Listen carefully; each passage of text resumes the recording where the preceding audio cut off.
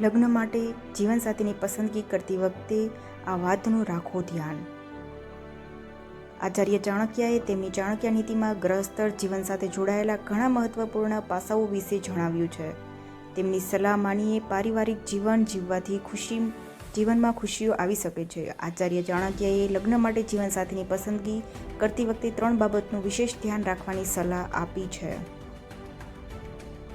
ચાણક્ય નીતિની એક શ્લોક છે, વર્યેત કુલછત પ્રાપ્ત વિરૂપામી કન્યામમ રૂપાણી ન નીચ વિવાહ સદેશે કુલ.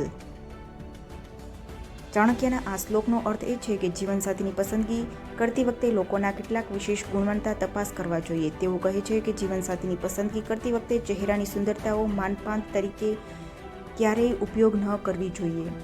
આચાર્ય ચાણક્ય કહે છે કે એવું જરૂરી નથી કે જે બહારથી સુંદર દેખાય છે તે વાસ્તવમાં સારા જ હોય છે. આચાર્ય ચાણક્ય અનુસાર જે લોકો પોતાના મન અને વિચારો ધ્યાનમાં રાખીને લગ્ન કરે છે તેઓ હંમેશા ખુશ રહે છે. આચાર્ય ચાણક્ય કહે છે કે જે વ્યક્તિ ધીરજ રાખે છે તે તમામ પરિસ્થિતિઓને સંભાળી શકે છે. આચાર્ય ચાણક્ય સંસ્કાર જીવનસાથી પસંદ કરવાની સલાહ આપે છે. તેઓ કહે છે કે જે વ્યક્તિ મૂલ્યથી વંચિત છે તે ક્યારેય તમારું સન્માન કરી શકશે છે. આચાર્ય ચાણક્ય ક્રોધી સ્વભાવની વ્યક્તિ સાથે લગ્ન ન કરવાની સલાહ આપે છે. જો તમે આવું કરશો તો તમારું જીવન ક્યારેય સુખી નહીં થઈ શકે.